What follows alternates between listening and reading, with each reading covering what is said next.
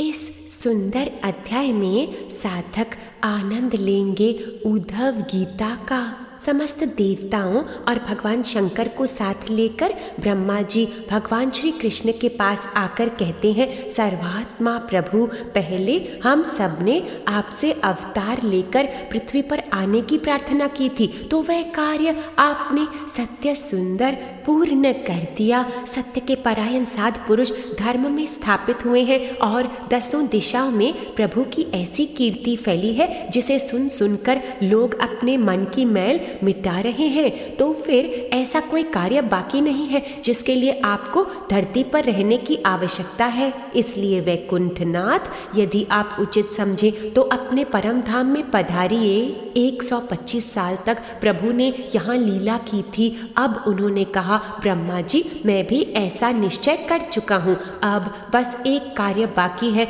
यदुवंशियों को तत्व में लीन कर देना। फिर हे ब्रह्मा, मैं आपके धाम में होता हुआ परम धाम को लौटूंगा। कृष्ण भगवान की हर लीला सुंदर है। क्या ये आखिरी लीला भी साधकों को प्रिय लगेगी? ये तो उस पर निर्भर करता है कि हम किस भाव में हैं। देह भाव से देखें तो भगवान यहाँ से जा रहे हैं और आत्म भाव से देखें तो भगवान अपने आत्म धाम में प्रकट हो रहे हैं। अगर हम धरती के निवासी हैं तो प्रभु जा रहे हैं, अगर हम वैकुंठवासी हैं तो प्रभु आ रहे हैं। हम कहाँ रहते हैं? भगवान ने फिर यदु राजमहल में यदुवंशियों से कहा, आप लोग जानते हैं ना कि ब्राह्मणों ने हमारे वंश को ऐसा श्राप दिया है जो टल नहीं सकता। इसलिए आज ही हम परम पवित्र प्रभास क्षेत्र के लिए निकल पड़ेंगे। वहाँ हम स्नान करेंगे, ब्राह्मणों को भोजन कराएंगे और खूब दान दक्षिणा बांटेंगे। भगवान की आज्ञा पाकर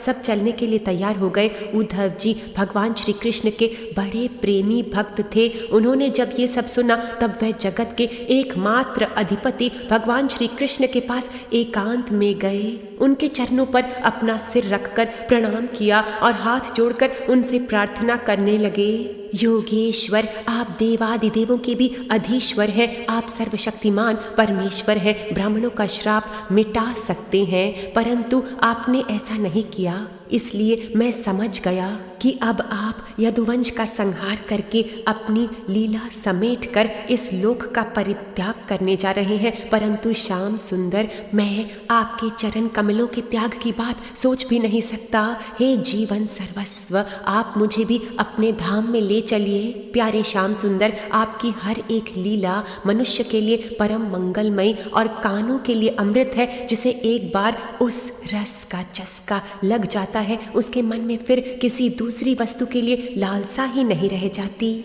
तव विक्रीडितं कृष्ण नृणां परम मंगलम कर्णपीयूषमास्वाद्य त्यजति अन्यस्पृहं जनः।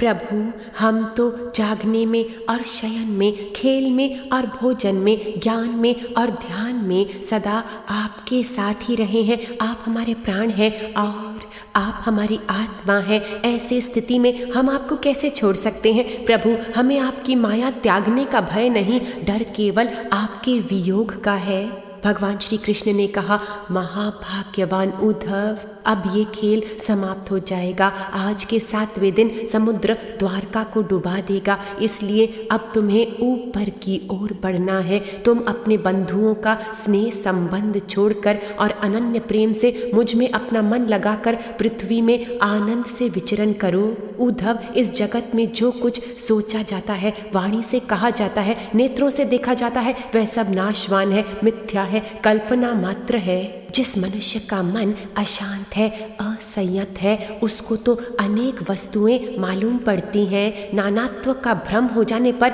ये गुण है और ये दोष है, उसकी बुद्धि इस प्रकार की कल्पना करती रहती है। उद्धव, तुम पहले अपनी सारी इंद्रियों को अपने वश में करना, केवल इंद्रियों को ही नहीं लेकिन चित्त की संपूर्ण वृत्तियों को शांत करना, और फिर ऐसा अनुभव करना कि ये सारा ब्रह्मांड अपनी आत्मा में ही समाया है और आत्मा मुझ सर्वात्मा इंद्रियातीत ब्रह्म से एक है, अभिन्न है।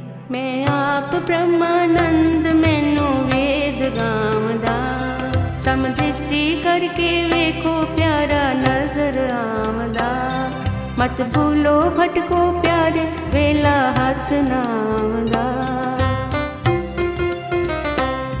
प्रभु को खोजन में चली मैं आपा भूल गई, तन मन में मेरे व्यापक जैसे दूध में दही।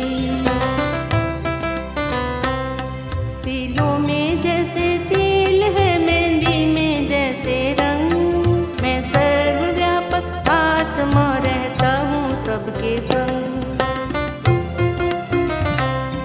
मैं पांच कोश से न्यारा मेरा साक्षी स्वरूप है, मैं सतचित आनंद घन मेरा आत्म रूप है। मैं आप ब्रह्मानंद मैनू वेद गावदा, समदृष्टि करके वेखो प्यारा नजर आमदा। मत भूलो भटको प्यारे वेला हथ नाम दा, मैं आप ब्रह्मानंद मैनू वेद गावदा। जिसने वेदांत के यथार्थ ज्ञान को केवल समझा ही नहीं परंतु अनुभव भी किया है, जिसने आत्मा का साक्षात्कार किया है और जो संपूर्ण प्राणियों का मित्र है, जो शांत स्वभाव है और जो सारे जग में एकमात्र मुझे ही देखता है, उससे कभी भी जन्म मरण रूपी दुख नहीं भोगना पड़ता। सर्वभूत सुविचान्तो ज्ञान विज्ञान निश्चय, पश्यन्मदात्मकं विश्वं न विपद्येत वै पुनः। उद्धव जी, जिनके चित्त में तत्व ज्ञान जानने की जिज्ञासा थी, प्रभु से प्रश्न करने लगे, भगवान आप ही समस्त भोगों के आधार, उनके कारण और सत्य स्वरूप है। मेरे कल्याण के लिए आपने संसार से चित्त निकालने की बात बताई है, परंतु हे अनंत, जो विषयों के चिंतन और गृहस्थ की सेवा में घुल मिल गया हो, विषयासक्त हो गया हो, उसके लिए कामनाओं का त्याग बड़ा ही कठिन है। प्रभु, मैं भी यूं ही हूँ, ये मेरा है, इस भाव में फंसा हुआ हूँ। आप जिस महान परित्याग को बता रहे हैं और जिस आत्मा का ज्ञान दे रहे हैं, आप मुझे इस प्रकार समझाइए कि मैं सुगमता पूर्वक इसका साधन कर सकूं। भगवान श्री कृष्ण ने कहा, जो मनुष्य विचारवान होता है कि इन विषयों में क्या रखा है, इस संसार की प्राप्ति से क्या प्राप्त होगा, वह अपने चित्त में भरी हुई वासनाओं से अपने आप को स्वयं बचा लेता है। मनुष्य की आत्मा ही अपने हित और अहित की उपदेशक गुरु है। तुम अपने को जगाने के लिए सर्वथा समर्थ हो उद्धव। हमारी आत्मा हमारी गुरु है, ये समझाने के लिए प्रभु एक प्राचीन इतिहास बताते हैं। एक बार धर्म के मर्मज्ञ राजा यदु ने देखा कि एक पावन अवधूत ब्राह्मण निर्भय विचर रहे हैं। तब उन्होंने उनसे ये प्रश्न किया, ब्राह्मण, आपको ये अत्यंत पावन बुद्धि कहाँ से प्राप्त हुई, जिसके आश्रय से आप विद्यावान होने पर भी बालक के समान संसार में स्वतंत्र निसंकल्प विचरते हैं। देखा जाए तो संसार के लोग कर्मों में जितने निपुण होते हैं, फिर भी सदा अतृप्त रहते हैं, और करना है और बढ़ना है, फिर भी प्यासे ही प्यासे। हे ब्राह्मण, आपका सौंदर्य प्रशंसनीय है, आपकी वाणी से तो अमृत टपकता है, आपके कर्म पूर्ण निपुण है, फिर भी आप में कुछ करने की भावना नहीं और ना ही आप कुछ चाहते हैं। आपको अपनी आत्मा में ऐसा अनिर्वचनीय आनंद कैसे प्राप्त हुआ? श्री भगवान ने आगे बताया, उद्धव, हमारे पूर्वज महाराज यदु की बुद्धि शुद्ध थी और उनके हृदय में भक्ति थी, इसलिए उन्होंने परम भाग्यवान दत्तात्रेय जी का बड़ा ही सम्मान करके बड़ी श्रद्धा से ये प्रश्न पूछे। तब दत्तात्रेय जी ने कहा, हे राजन, ये स्थिति मुझे गुरु कृपा से प्राप्त हुई है। संसार में सर्वत्र सद्गुरु ही सद्गुरु है और कोई नहीं। देखो, उनमें से 24 गुरुओं ने मुझे कितना सुंदर ज्ञान दिया, मैं उन्हें प्रणाम करता हूँ। वह 24 गुरु इस प्रकार है: पृथ्वी, वायु, आकाश, जल, अग्नि, चंद्रमा, सूर्य, कबूतर, अजगर, समुद्र, पतंग, भावरा या मधुमक्खी, हाथी, शहद निकालने वाला प्राणी, हिरण, मछली, पिंगला, वैश्या, कुरर पक्षी, बालक, कुंवारी कन्या, बाण बनाने वाला, सूर्य, मकड़ी और भृंगी कीट। हे साधकों, वास्तव में सच्चाई तो ये है कि 24 गुरुओं ने दत्तात्रेय जी को नहीं सिखाया, लेकिन 24 गुरुओं से दत्तात्रेय जी ने सीखा। इसलिए भगवान ने हमारी आत्मा को ही हमारा गुरु बताया है। जे हम झुककर सबको सुनेंगे तो हमें सारा विश्व सद्गुरु बनकर तारने में देरी नहीं करेगा। एक महान आचार्य वास्तव में हमें सीखना सिखाता है, और जब हम अहंकार छोड़कर सीखना सीख जाते हैं तो हमें समस्त जड़ और चेतन सत्य ज्ञान प्रदान करता है। सतगुरु मेरा मीठा प्यारा राम से मिला है, सद्गुरु मेरा मीठा प्यारा राम से मिला है। द्वैत वाला पर्दा हटा के एक को ब्रह्म लखाए, द्वैत वाला पर्दा हटा के एक को ब्रह्म लखाए। जो कोई आता भर के जाता, खाली आता, भर के जाता, सबका ज्ञान बताए, सबका ज्ञान बताए। सद्गुरु मेरा मीठा प्यारा राम से मिला है। रहम नजर से जिसको देखे उसके दुख कट जाए, रहम नजर से जिसको देखे उसके दुख कट जाए। सुख पाए जो शरणी आए उनके भाग जगाए, सुख पाए जो शरणी आए उनके भाग जगाए। जो कोई आता करके जाता, खाली आता, भर के जाता, रहनी कहनी सिखाए, रहनी कहनी सिखाए। सद्गुरु मेरा मीठा प्यारा राम से मिला है। ब्रह्म धाम में पहुँचे वो जो सत्संग चल के आए, ब्रह्म धाम में पहुँचे वो जो सत्संग चल के आए। अमृत वाणी जिसने सुन ली आनंद रस में नहाए, अमृत वाणी जिसने सुन ली आनंद रस में नहाए। जो कोई आता करके जाता, खाली आता, भर के जाता, नूर के झरने बहाए, नूर के झरने बहाए। सतगुरु मेरा मीठा प्यारा राम से मिला है। द्वैत वाला पर्दा हटा के एक को ब्रह्म लखाए, जो कोई आता करके जाता, खाली आता, भर के जाता, सबका ज्ञान बताए, सबका ज्ञान बताए। सतगुरु मेरा मीठा प्यारा राम से मिला है। दत्तात्रेय जी ने कहा, प्रिय ययाति नंदन, मैंने जिससे जिस प्रकार जो कुछ सीखा है वो सब ज्यों का त्यों तुमसे कहता हूँ। पृथ्वी से मैंने धैर्य की, क्षमा की शिक्षा ली है। लोग पृथ्वी पर कितना आघात और क्या क्या नहीं करते, परंतु वह सब कुछ शांति से सहन करती है। साधकों, क्षमा साधक का गहना है, जिसमें हम अति दुराचार करने वाले को भी अभय दान देते हैं। पृथ्वी, पर्वत और वृक्षों से मैंने सीखा कि सब कुछ देने के लिए है। साध पुरुषों को चाहिए कि प्रकृति से परोपकारी होने की शिक्षा लें। देना ही देना है, बस लेने को हरि नाम। शरीर के भीतर रहने वाली प्राण वायु से मैंने ये शिक्षा ली कि जैसे वह प्राण आहार मात्र की प्राप्ति से तृप्त शांत हो जाती है, ऐसे साधक को भी चाहिए कि जितने में जीवन निर्वाह हो जाए उतना भोजन कर लें। इंद्रियों की संतुष्टि के लिए बहुत से विषय ना चाहें। संसार में उतनी ही वस्तुएं इस्तेमाल करें जिससे बुद्धि विकृत ना हो, मन चंचल ना हो और वाणी व्यर्थ की बातों में ना लग जाए। शरीर के बाहर रहने वाली वायु से मैंने सीखा कि जैसे वायु सारी जगह विचरती है लेकिन कभी आसक्त नहीं होती, किसी के गुण दोष नहीं अपनाती, वैसे ही साधक पुरुष भी आवश्यकता होने पर कहीं भी जाए परंतु सबसे असंग रहे। वायु तो शुद्ध रहने वाली और शुद्ध करने वाली है। ऐसे साधक को भी अपना अंतरंग पावन रखना है और हर वातावरण में निर्मलता फैलानी है।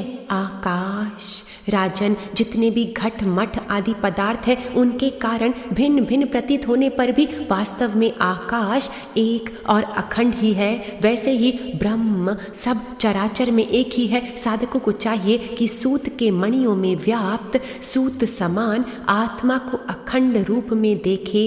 आकाश कैसा निर्लेप है, खाली है, हमें भी भीतर खाली रहना है। आग लगती है या पानी बरसता है, है, अन्न आदि पैदा होते हैं और विनाश को प्राप्त होते हैं, बादल आते जाते हैं, तूफान भी आते जाते हैं, ये सब होने पर भी आकाश अछूता रहता है। इस प्रकार भूत, वर्तमान और भविष्य के चक्कर में न जाने किन किन नाम रूपों की सृष्टि और प्रलय होते हैं, परंतु आत्मा के साथ उनका कोई संबंध नहीं है। साध जनों को चाहिए कि वह नाम रूपों की कथाओं को न दोहराकर ब्रह्म चिंतन में रहें, जो आकाशवत खाली खालस है। जिस प्रकार जल स्वभाव से ही स्वच्छ, चिकना, मधुर और पवित्र करने वाला होता है, तथा गंगा आदि तीर्थों के दर्शन, स्पर्श और नाम लेने से भी लोग पवित्र हो जाते हैं, वैसे ही साधकों को भी स्वभाव से ही शुद्ध, मधुर भाषी और सबको सुख देने वाला होना चाहिए। जल से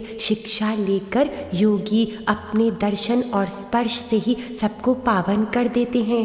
राजन, मैंने अग्नि से शिक्षा ली है कि जैसे वह तेजस्वी और ज्योतिर्मयी होती है, जैसे उसके पास संग्रह परिग्रह के लिए कोई पात्र नहीं, सब कुछ खा के खत्म कर देती है। सब कुछ खा पी लेने पर भी विभिन्न वस्तुओं के दोषों से लिप्त नहीं होती, वैसे ही साधक भी परम तेजस्वी तपस्या के द्वारा दैदीप्यमान इंद्रियों से विषयों का भोग करता हुआ भी उनसे अतीत किसी का दोष अपने में न आने दे। चंद्रमा से मैंने शिक्षा ली है कि यद्यपि काल के प्रभाव से चंद्रमा की कलाएं घटती बढ़ती रहती हैं, तथापि चंद्रमा तो पूर्ण ही है, वह ना घटता है ना बढ़ता है। वैसे ही जन्म से लेकर मृत्यु पर्यंत जितनी भी अवस्थाएं हैं सब शरीर की हैं, आत्मा तो सदा पूर्ण है। मैंने सूर्य से ये सीखा कि जैसे वह अपनी किरणों से पृथ्वी से जल सींचता है और समय पर उसे बरसा देता है, वैसे ही योगी समय पर विषयों को ग्रहण करें और समय पर उन्हें स्वयं त्याग कर दें। वास्तव में आत्मा सूर्य के समान एक ही है। जैसे अलग अलग जल के पात्रों में एक ही सूर्य भिन्न भिन्न दिखाई देता है, वैसे ही आत्मा की प्रतीति जे अलग अलग जीवन में भिन्न भिन्न प्रतीत होती है, परंतु आत्मा फिर भी एक कैवल्य रहती है। सूर्यात्मा तेजोमय, ओजोमय और ज्ञानमय, जो अपने मन को ज्योत स्वरूप बनाएगा वही इसका अनुभव अपने भीतर करेगा।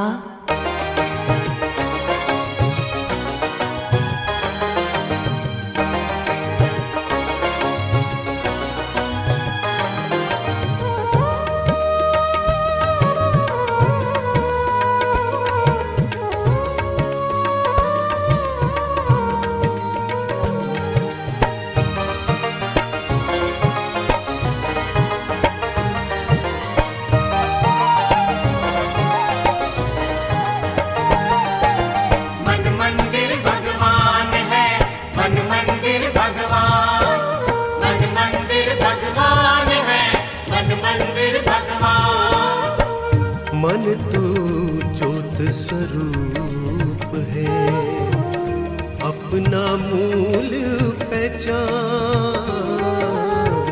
मन तू ज्योत स्वरूप है, अपना मूल पहचान। हीरा सच्चा दिया है भीतर, तन कोयले की खान।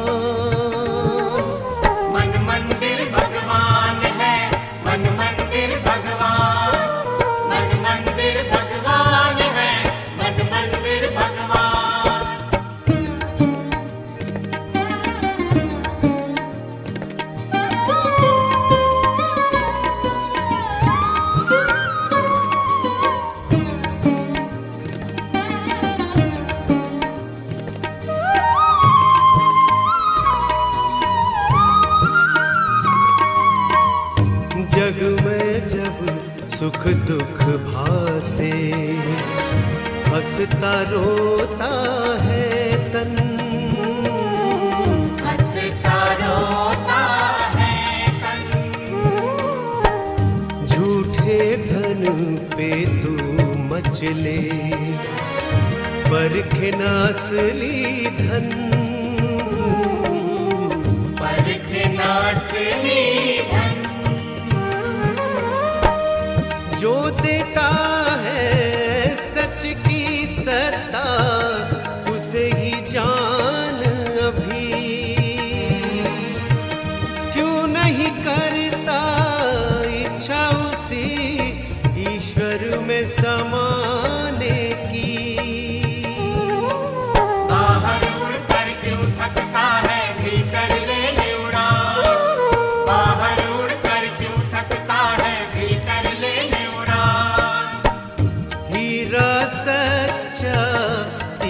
है भीतर तन कोयले की खान।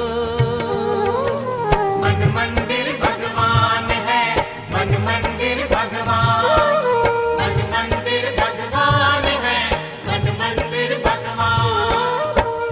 मन तू ज्योत स्वरूप है, अपना मूल पहचान। हीरा सच्चा दिया है भीतर तन कोयले की खान। मन मंदिर भगवान है, मन मंदिर भगवान, मन मंदिर भगवान है, मन मंदिर भगवान।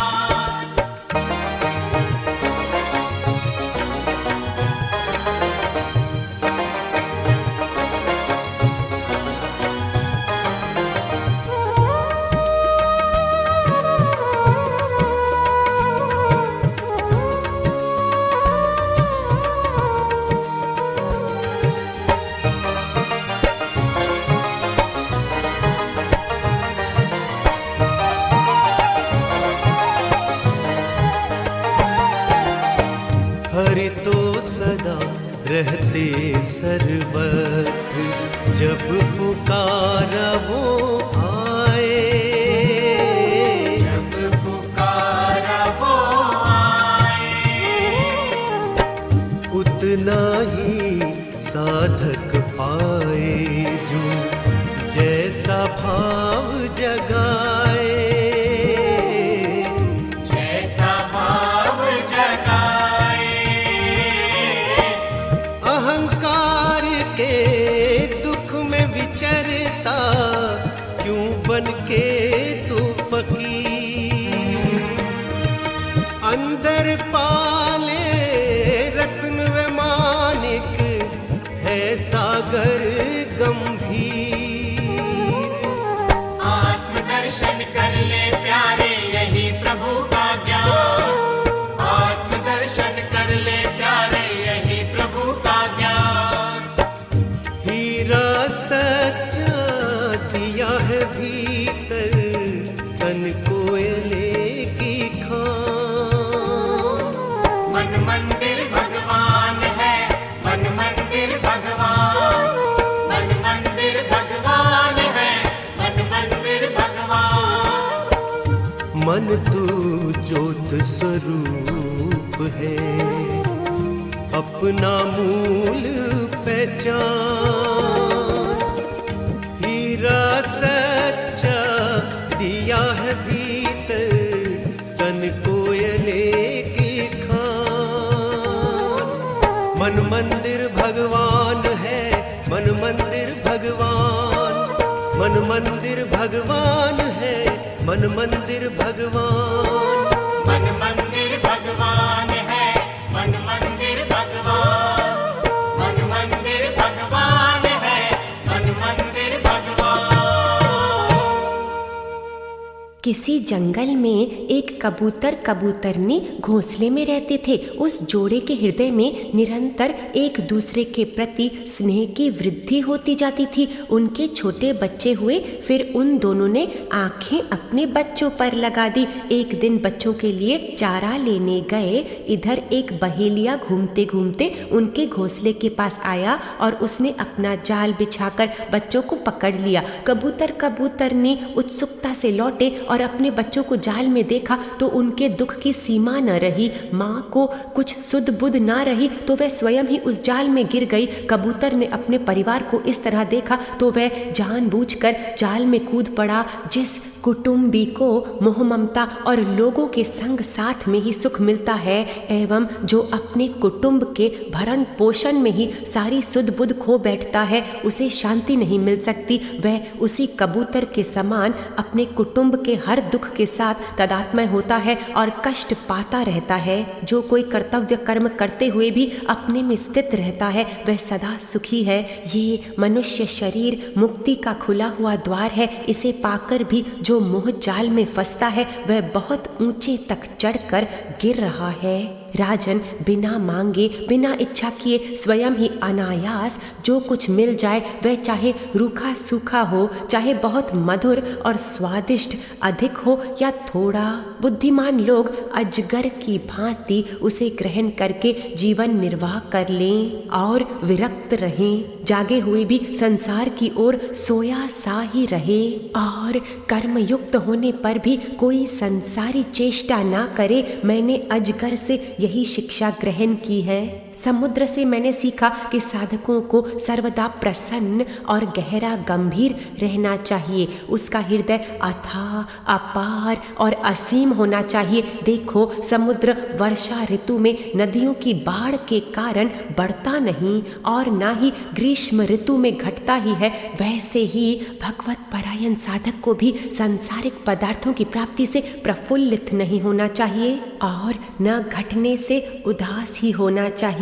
पतंग ने मुझे ये सिखाया कि जैसे वो रूप पर मोहित होकर आग में कूद पड़ता है, वैसे ही अपनी इंद्रियों को वश में न रखने वाला पुरुष काम वासना में लुट कर अपना सर्वनाश कर देता है। हे साधक, सन्यासियों को चाहिए कि गृहस्थियों को किसी प्रकार का कष्ट ना देकर भौरे की तरह अपना जीवन निर्वाह करें। जिस प्रकार भौरा विभिन्न पुष्पों से उनका सार संग्रह करता है, वैसे ही बुद्धिमान पुरुष को चाहिए कि छोटे बड़े शास्त्रों से उनका सार ले ले, रस पी ले। मधुमक्खी से शिक्षा सीखी है कि सन्यासी को दूसरे दिन के लिए भिक्षा का संग्रह नहीं करना चाहिए। यदि सन्यासी सवेरे ही शाम के लिए किसी प्रकार का संग्रह करेगा तो मधुमक्खियों के समान अपने संग्रह के साथ जीवन भी गवा देगा। जैसे मधुमक्खी पर फूल बंद हो गया। हाथी ने ये सिखाया कि साधक किसी अन्य स्त्री को भोग रूप से स्वीकार ना करे। हाथी पकड़ने वाले लोग तिनके से ढके हुए गड्ढे पर कागज की हथनी खड़ी कर देते हैं। उसे देखकर हाथी उसकी ओर आता है और गड्ढे में गिरकर फंस जाता है। वैसे ही पुरुष पर स्त्री के चक्कर में जाकर गिरकर फंस जाएगा। मधु निकालने वाले पुरुष से ये शिक्षा मिलती है, जैसे मधुमक्खी बड़ी कठिनाई से मधु इकट्ठा करती है, संसार के लोभी पुरुष भी बड़ी कठिनाई से धन का संचय तो करते ही रहते हैं, किंतु वह संचित धन ना किसी को दान करते हैं और ना स्वयं उसका उपभोग करते हैं। बस जैसे मधु निकालने वाला मधुमक्खियों द्वारा संचित रस को निकाल ले जाता है, वैसे ही उनके संचित धन को भी कोई दूसरा पुरुष ही भोगता है।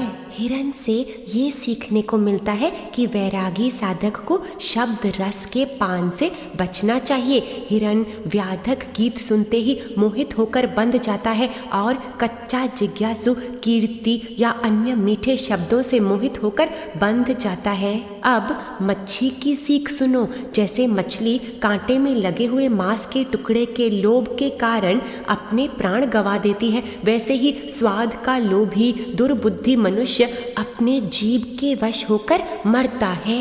हे नृपनंदन, प्राचीन काल में विदेह नगरी में एक वैश्या रहती थी, पिंगला। वह बड़ी रूपवती थी। एक दिन रात्रि के समय किसी पुरुष को अपने रमण स्थान में लाने के लिए खूब बन ठन कर बहुत देर तक अपने दरवाजे पर खड़ी रही। धन की कामना से आधी रात हो गई, कोई धनी न आया। तब वह बड़ी व्याकुल हो गई और तभी ईश्वर कृपा से उसे बड़ा वैराग्य आया। ऐसा वैराग्य तो सुख का हेतु होता है। तब उसने वैराग्य का गीत गाया, ये शरीर तो जीवन मुक्ति प्राप्त करने की नगरी है, परंतु मैं परम प्रियतम परमात्मा को छोड़कर दूसरे पुरुषों की अभिलाषा करती रही। मेरे हृदय में विराजमान प्रभु सुहृद प्रीतम स्वामी और आत्मा है। अब मैं अपने आप को पूर्णतया देकर इन्हें खरीद लूंगी। अवश्य ही मेरे किसी शुभ कर्म से भगवान मुझ पर प्रसन्न है, तभी तो मुझे इस प्रकार विरक्ति दिलाई है। साधक जन, सचमुच आशा ही सबसे बड़ा दुख है और आशा रहित होने में ही बड़ा सुख है। पिंगला ने सब आशाएं त्याग दी और आनंद से सो गई।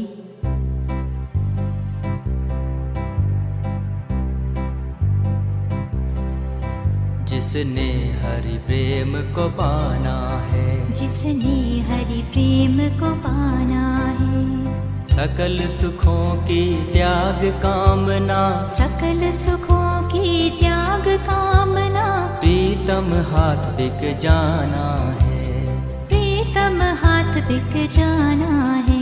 जिसने हरि प्रेम को पाना है, जिसने हरि प्रेम को पाना है।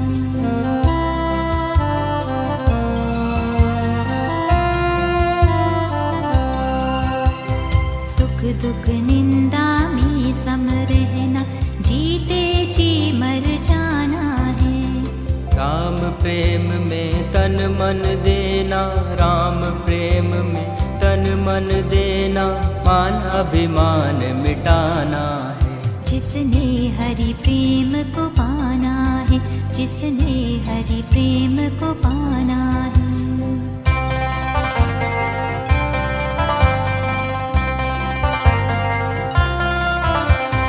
गुरु आज्ञा में शीस अर्प कर, राग और द्वेष बिसराना है। तिल तिल घाव लगे जो तन पर, तिल तिल घाव लगे जो तन पर, रण से भाग नहीं जाना है। जिसने हरि प्रेम को पाना है, जिसने हरि प्रेम को पाना है।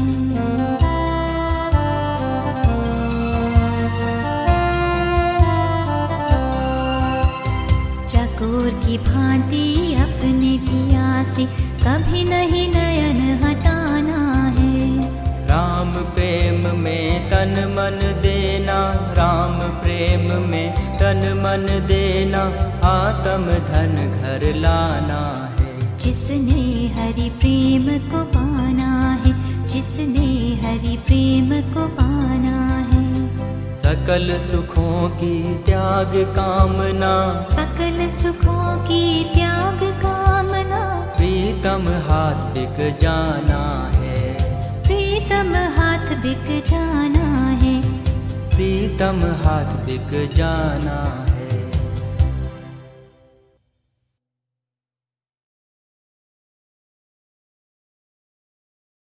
एक कुर पक्षी अपनी चोंच में मांस का टुकड़ा लिए हुए था। उस समय दूसरे बलवान पक्षी उस टुकड़े को छीनने के लिए उसे घेर कर चोंच मारने लगे। जब कुर पक्षी ने वह मांस का टुकड़ा फेंक दिया, तभी उसे सुख मिला। जो बुद्धिमान पुरुष ये बात समझकर शरीर से तो क्या, मन से भी सुखों का संग्रह नहीं करता, उसे अनंत सुख स्वरूप परमात्मा की प्राप्ति होती है। हे राजन, मुझे मान अपमान का कोई ध्यान नहीं है, घर और परिवार की भी तनिक चिंता नहीं होती है। मैं अपनी आत्मा में ही रमता हूँ और अपने से अपने में ही लीला करता हूँ। ये शिक्षा मैंने बालक से ली है। एक बार किसी कुंवारी कन्या के घर उसे वरण करने के लिए कुछ लोग आए। घर में कोई न था तो उनको भोजन कराने के लिए वह धान कूटने लगी। तब उसकी कलाई की चूड़ियाँ जोर जोर से बजने लगीं। उसने सारी उतार कर केवल दोनों हाथों में दो दो रहने दी। अब दो दो चूड़ियाँ भी बजने लगी।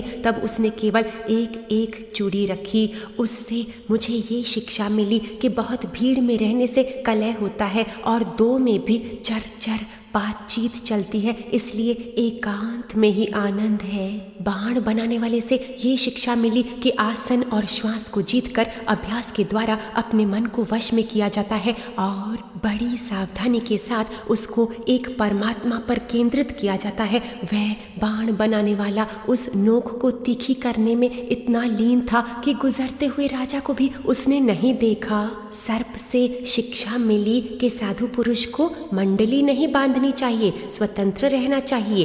इस अनित्य शरीर में वह घर ना बनाए। सर्प दूसरों के बनाए हुए घर में घुसकर बड़े आराम से अपना समय गुजारता है। आत्मा का घर गुरुदेव ने तैयार कर रखा है, बस उसी में घुस जाना है। जैसे मकड़ी अपने हृदय के द्वारा जाला फैलाती है, उसी में विहार करती है और फिर उसे निगल जाती है, वैसे ही परमेश्वर भी इस जगत को अपने से उत्पन्न करते हैं, उसमें जीव रूप में विहार करते हैं और फिर उसे अपने में विलीन कर देते हैं।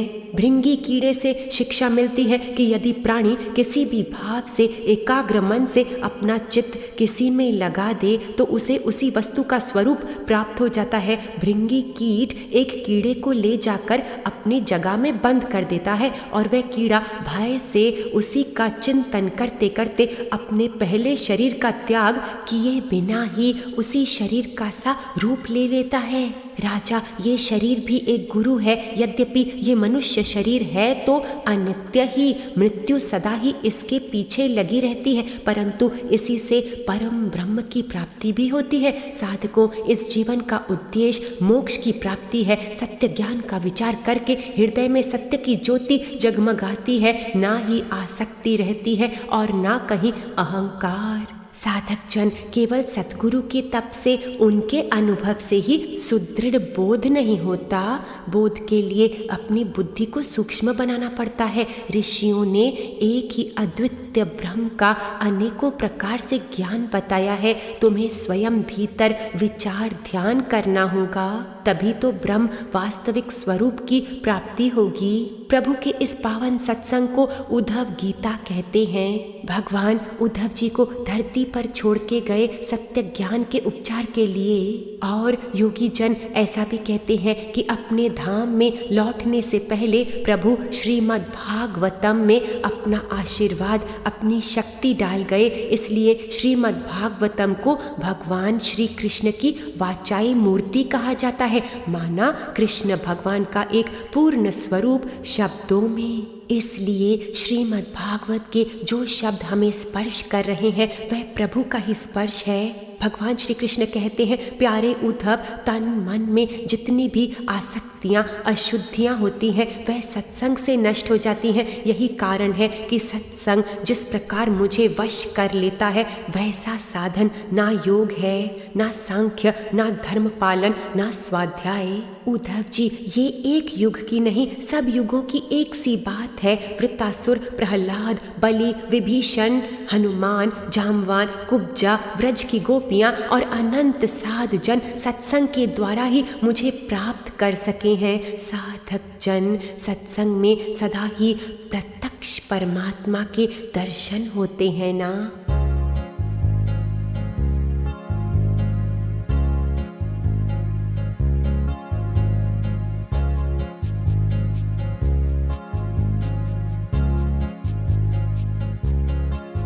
यहाँ करने उद्धार भगवान आए हैं, यहाँ करने उद्धार भगवान आए हैं। हमें तारने को करुणा निधान आए हैं, हमें तारने को करुणा निधान आए हैं। सच्चा सौदा बेचते हैं, लेने वाला कौन है? साथ अपने ज्ञान की दुकान लाए हैं। है व्यापार ये निराला, सदा लाभ मिलता। भरपूर प्रेम प्यार का सामान लाए हैं। बदले में किसी से भी कुछ नहीं लेते हैं। सदा बांटते हैं, सत्य की ये खान लाए हैं। ऐसी मुरली बजाई मन मस्त हो गया। बजे प्रेम का संगीत, ऐसी तान लाए हैं। कैसे रहना, खाना पीना, कैसे जीना चाहिए। सदा जागते रहो, ये फरमान लाए हैं।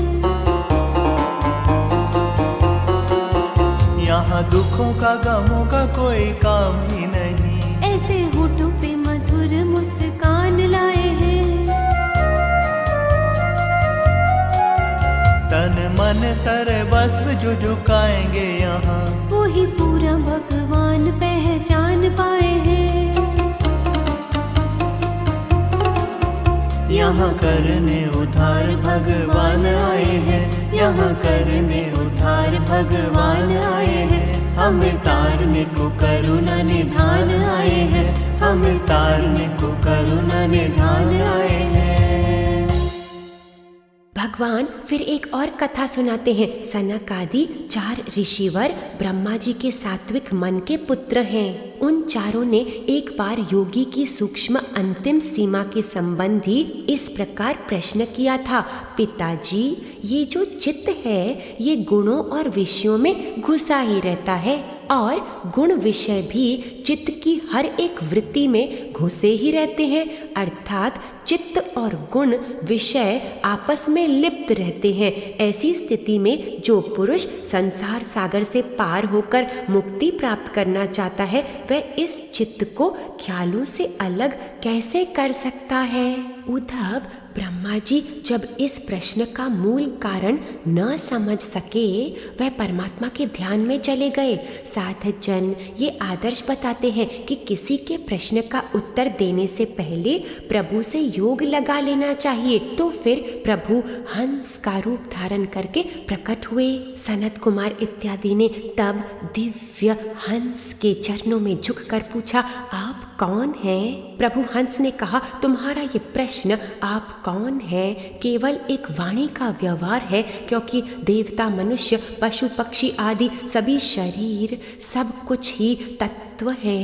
इसीलिए तुम्हारा प्रश्न आप कौन है विचार पूर्वक नहीं है, अतः निरर्थक है। हे सनत कुमार, ये चित्त संसारी चिंतन करते करते विषयाकार हो जाता है और विषय भोग चित्त में प्रविष्ट हो जाते हैं, लेकिन आत्मा तो निर्लेप है, उसका चित्त और विषयों के साथ कोई संबंध ही नहीं है। इसलिए जो चित्त विषय भोगों में आसक्त हो जाता है और विषय भोग जिस चित्त में प्रवेश कर जाते हैं, इस विचार को ही त्याग देना चाहिए। केवल अपना वास्तविक रूप सत परमात्मा का चिंतन करके साक्षी होकर देखो, ये जीव, ये चित्त, ये ख्याल, ये विषय, ये सब अहंकारी की रचना है। इन बुद्धि के बंधनों को सर्वथा त्याग देना चाहिए, क्योंकि ऐसा जीव भाव आत्मा के परिपूर्णतम सत्य, अखंड ज्ञान और परमानंद स्वरूप को छिपा देता है। इस बात को जानकर अपनी 3 अवस्थाओं से परे तुरीय स्वरूप में विश्राम करो।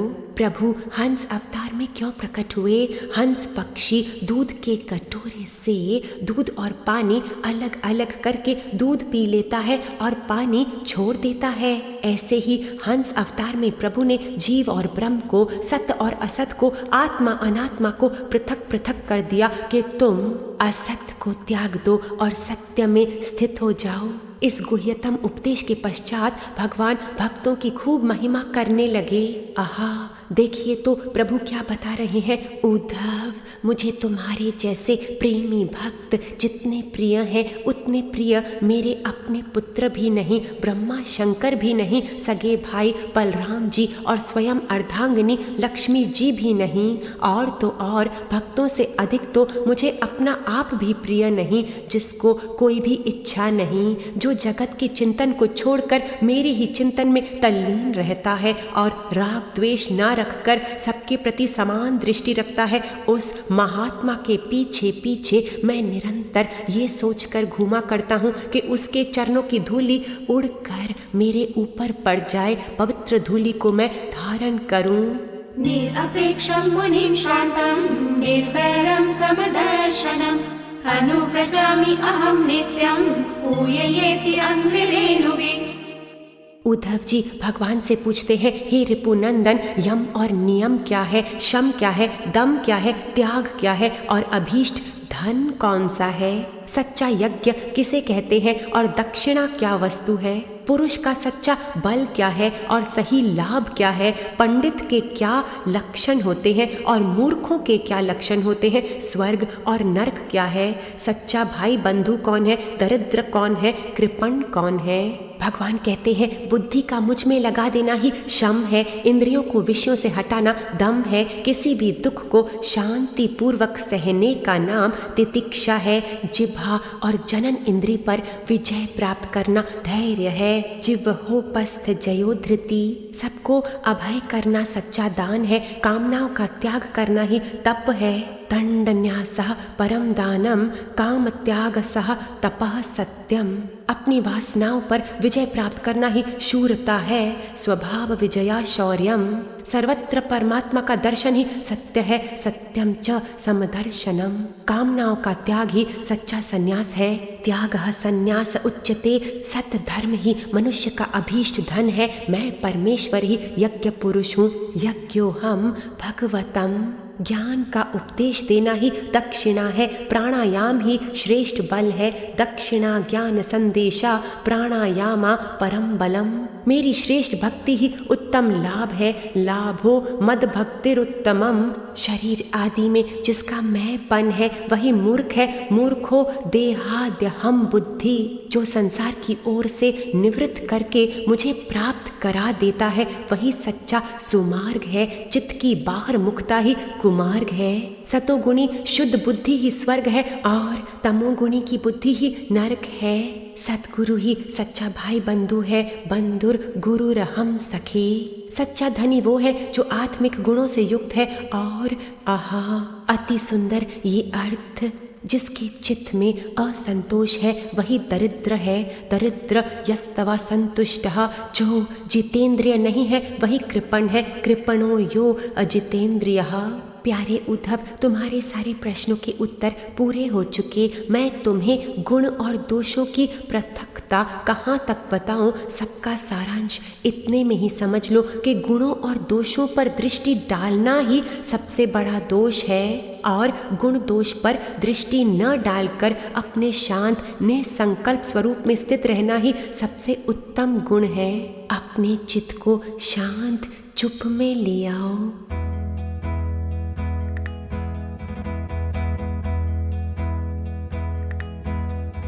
साधो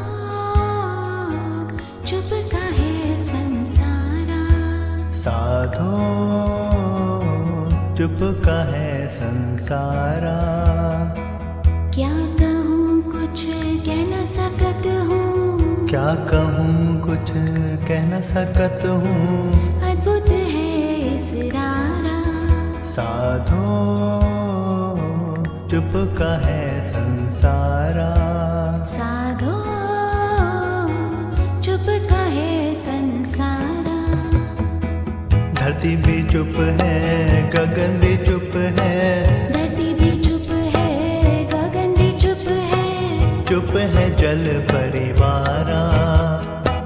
पवन पावन सूरज भी चुप है, पवन पावन सूरज भी चुप है। चुप है चंद्र तारा। साधो चुप काहे संसारा। साधो चुप काहे संसारा। ब्रह्मा भी चुप है, विष्णु भी चुप है। ब्रह्मा भी चुप है, विष्णु भी चुप है। चुप है शंकर प्यारा। अगम भी चुप है, निगम भी चुप है। अगम भी चुप है, निगम भी चुप है। चुप है प्राण आधारा। साधो चुप काहे संसारा।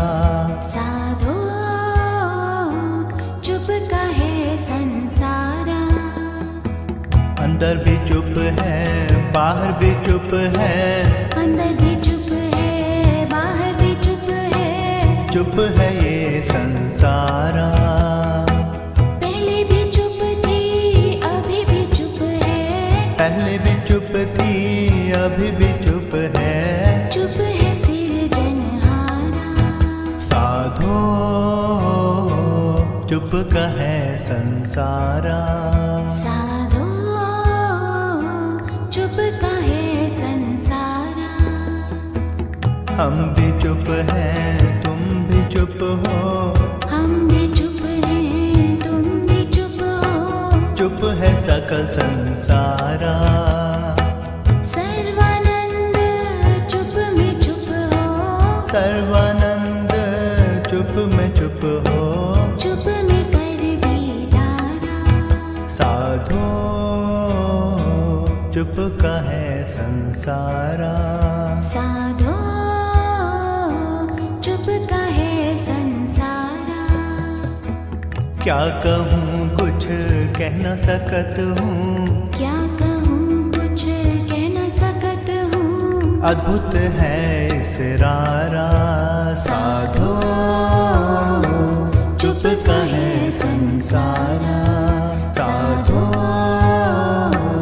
चुप कहे संसारा। चुप कहे संसारा, चुप कहे संसारा, चुप कहे संसारा, चुप कहे संसारा। उद्धव जी ने फिर पूछा, हे प्रभु, दुर्जनों से किए गए तिरस्कार से मन को बड़ी पीड़ा होती है, इसका उपाय बताइए। प्रभु ने तब एक और प्राचीन इतिहास बताया। एक ब्राह्मण था, बड़ा धनी लेकिन अत्यंत कामी और लोभी। एक बार यज्ञ का तिरस्कार करने से उसकी आंखों के सामने उसका सब कुछ नष्ट भ्रष्ट हो गया। तब उसने देखा कि मैंने ना तो पुण्य कमाए और ना ही संसारी भोगों का सुख ले पाया। जब हृदय में ज्ञान उत्पन्न हुआ तो उसने ये सुंदर भिक्षु गीत गाया। मेरे सुख और दुख के कारण ना मनुष्य है, ना देव, ना शरीर है, ना गृहस्थ, ना कर्म, ना काल। मेरा अज्ञान ही एकमात्र दुख का कारण है। इसी ने ये समस्त सृष्टि उत्पन्न कर दी है, इसी से सारे कर्म होते हैं। मनुष्य को चाहिए कि सबसे पहले इस अज्ञान शत्रु पर विजय प्राप्त करे, परंतु मूर्ख लोग दूसरों को शत्रु समझकर उनसे झगड़ा करते हैं। ये भिक्षु गीत है मूर्तिमान ब्रह्म ज्ञान, जिससे ब्राह्मण ने परम गति प्राप्त कर ली।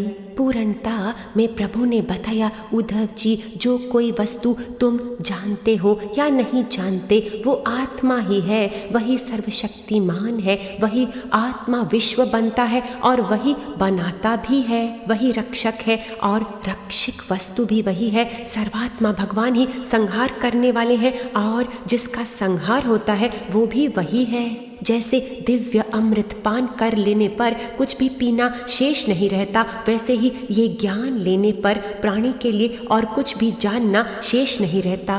उद्धव जी अब ब्रह्म ज्ञान से भरपूर हुए। उन्होंने बड़ी नम्रता से कहा, प्रभु, मैं मोह के महान अंधकार में भटक रहा था, आपके सत्संग से वह सदा के लिए दूर हो गया। जो अग्नि के पास पहुंच गया, उसके पास क्या अंधकार और उसके कारण से होने वाला भय ठहर सकेगा। उद्धव जी ने प्रभु की प्रदक्षिणा की और वह सत्य से भरपूर होकर बद्रिकाश्रम को चल दिए। साधन और तप के द्वारा वह हरि पद को प्राप्त हुए। जो प्रभु का ज्ञान अमृत जरा सा भी हृदय में धारण करता है, वह स्वयं तो मुक्त होता ही है, पर अनंतों को भी भवसागर से पार लगा देता है। अब यदुवंशी लोग मरेयक नाम की मदिरा का पान करने लगे, जिसके नशे से बुद्धि भ्रष्ट हो जाती है। फिर वे एक दूसरे से लड़ने झगड़ने लगे। जब लड़ते लड़ते उनके शस्त्र आदि नष्ट हो गए, तब उन्होंने अपने हाथों से समुद्र तट पर लगी हुई एरका नाम की घास उखाड़नी शुरू कर दी। ये वही घास थी जो ऋषियों के श्राप के कारण उत्पन्न हुए लोहमय मूसल के चूरे से पैदा हुई थी और उससे एक दूसरे का संहार कर दिया। भगवान ने देखा कि अब मेरा खेल समाप्त हो चुका। बलराम जी ने समुद्र तट पर बैठकर एकाग्रचित्त से परमात्मा चिंतन करते हुए अपने को आत्मा में स्थिर कर दिया और देह का वस्त्र त्याग दिया। भगवान फिर एक पीपल के वृक्ष के तले जाकर चुपचाप लेट गए। भगवान श्री कृष्ण ने उस समय अपने अंगों की कांति से दैदीप्यमान चतुर्भुज रूप धारण कर रखा था और धुएं से रहित अग्नि के समान दिशाओं को प्रकाशमान बना रहे थे। उस समय भगवान अपनी दाहिनी जांघ पर बायां चरण रखकर बैठे हुए थे। तलवा कमल के समान चमक रहा था। जरा नाम का एक बहेलिया था, उसने मूसल के बचे हुए टुकड़े से अपने बाण की गांसी बनाई थी। उसे दूर से भगवान का तलवा हिरण के मुख के समान जान पड़ा और उसने बाण से बींध दिया। जब पास आकर देखा तो यहाँ चतुर्भुज भगवान विराजमान है। कांपते हुए वह श्री कृष्ण के चरणों में गिर पड़ा। भगवान ने प्रेम से कहा, हे जर्रे, उठो और डरो मत। तुमने मेरी ही इच्छा अनुसार कार्य किया है। मेरी आज्ञा से तुम उस स्वर्ग का जाकर सुख लो जो बड़े बड़े पुण्यवान को प्राप्त होता है। फिर भगवान ने अपने सारथी दारुक से कहा, तुम द्वारका जाके सबको मेरे स्वधाम गमन की बात बताओ। सब लोग अर्जुन की सुरक्षा में इंद्रप्रस्थ चले जाएं। दारुक प्रणाम करके चले गए। फिर ब्रह्मा जी आदि सर्वदेव भगवान के दर्शन के लिए आए। सारा आकाश उनके विमानों से भर गया। सर्वव्यापक भगवान ने अपनी आत्मा को स्वरूप में स्थित किया और कमल के समान नेत्र बंद कर लिए। वे अपने ब्रह्म धाम को लौट गए। भगवतः परम धाम गमनम स्वधाम गमनम। अर्जुन ने प्रभु की आज्ञा पूरी की। सुखदेव मुनि राजा परीक्षित को अत्यंतिक प्रलय की बात बता रहे हैं। ये विशेष प्रलय है, इसे सिद्धि कहते हैं। संसार की मिथ्यता का ज्ञान होने पर आत्मा की सत्यता की अनुभूति हो जाती है। आज 7वां दिन है। सुखदेव जी कहते हैं, हे राजन, तुम अपनी विशुद्ध बुद्धि को सत्य के चिंतन से भरपूर कर लो। स्वयं भीतर आत्मा का साक्षात्कार करो। देखो, तुम मृत्यु के भी मालिक हो। तुम स्वयं ईश्वर हो। तक्षक तुम्हें भस्म नहीं कर सकता। स्वयं मृत्यु और मृत्यु का समूह तुद आत्मा के पास भी नहीं फटक सकता। राजा परीक्षित ने कहा, गुरुदेव, आप करुणा निधान है। आपकी कृपा से मैं परम अनुग्रहित हो गया। आपके मुख अरविंद से हमने परम सत्य जाना है और इसी में स्थित हुए हैं। फिर परीक्षित अपने में तल्लीन आत्मा के योग में रमन करने लगा। मुनि कुमार के भेजे हुए तक्षक के डसने से पहले ही राजा ब्रह्म में स्थित हो चुके थे। अब तक्षक के विष की आग से वह शरीर, जिसमें अब राजा थे ही नहीं, सबके सामने जलकर भस्म हो गया। राजा इस देह से बहुत दूर अपने परम तत्व में समा गए। एक और सुंदर कथा है मार्कंडेय ऋषि की। ये कथा इतनी प्यारी क्यों है? क्योंकि इसमें हम प्रभु के एक बड़े ही प्यारे सुंदर रूप का दर्शन करेंगे। तो मार्कंडेय ऋषि ने बड़ा तप किया। भगवान ने उनसे वर मांगने को कहा तो उन्होंने जवाब दिया कि मैं आपकी माया देखना चाहता हूँ। साधक जन जो भीतर पड़ा हुआ है वह समय पर बाहर निकल आता है ना। तो फिर मार्कंडेय ऋषि ने अथाह सागर को देखा और उन्होंने देखा कि मैं इस समुद्र में बड़े थपेड़े खा रहा हूँ। कभी सुख के झूले झूलता हूँ, फिर कभी शोक की मार खाता हूँ। ऐसे बड़े समय तक वह माया में भटकते रहे, बड़ा ही थक गए। आखिर हृदय पूर्णतया समर्पण हुआ तो प्रभु प्रकट हुए। मार्कंडेय जी ने देखा एक सुंदर सा बरगद का पेड़, उसके हरे हरे पत्ते और लाल लाल फल है। इधर एक पत्ते के डोने में अंधकार को मिटाकर सारे ओर प्रकाश कर रहा है ये अलौकिक शिशु कृष्ण। अपने दोनों कर कमलों से नन्हे प्रभु कमल के सदृश एक चरण कमल को मुख में डालकर अंगूठा चूस रहे हैं।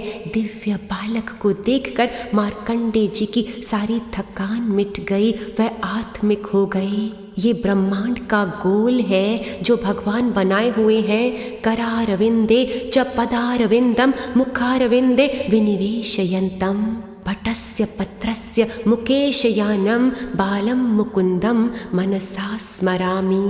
आइए हम भी इस पावन स्वरूप का दर्शन करते हुए इस परम सुंदर गोल के भीतर घुस जाएं। ये हमारी सुरक्षा है और प्रभु रूप श्रीमद् भागवत की मंगल आरती गाएं। आरती अति पावन पुराण की, धर्म भक्ति विज्ञान खान की। आरती अति पावन पुराण की, धर्म भक्ति विज्ञान खान की। आरती अति पावन पुराण की, धर्म भक्ति विज्ञान खान की। आरती अति पावन पुराण की।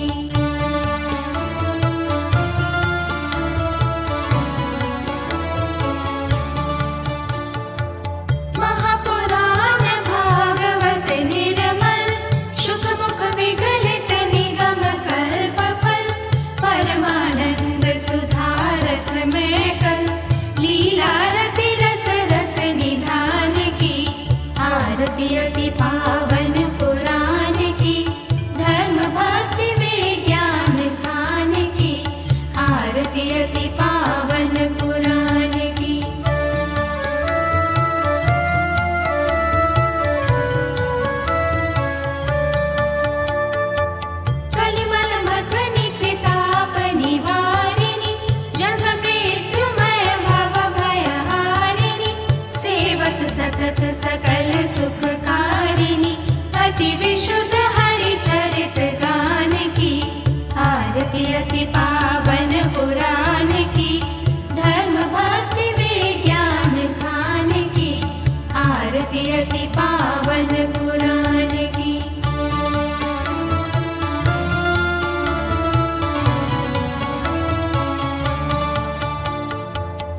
विषय विलास विमोह विनाशिनी विमल विराग विवेक विकाशिनी भगवत तत्व रहस्य प्रकाशिनी परम ज्योति परमात्म ज्ञान की आरती अति पावन पुराण की धर्म भक्ति विज्ञान खान की आरती अति पावन पुराण की।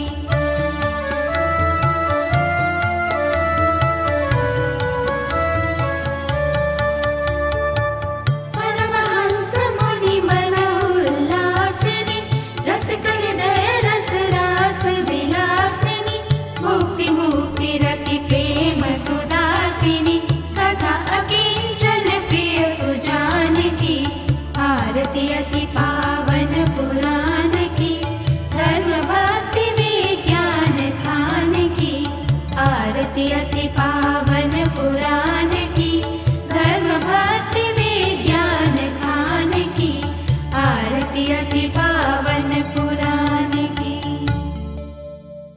आइए साधक जन धीरे से उठकर अपने ही स्थान पर 3 प्रदक्षिणा लें और फिर सबके दुख हरण करने वाले प्रभु को साष्टांग नमस्कार करते हुए उन्हीं में समा जाएं।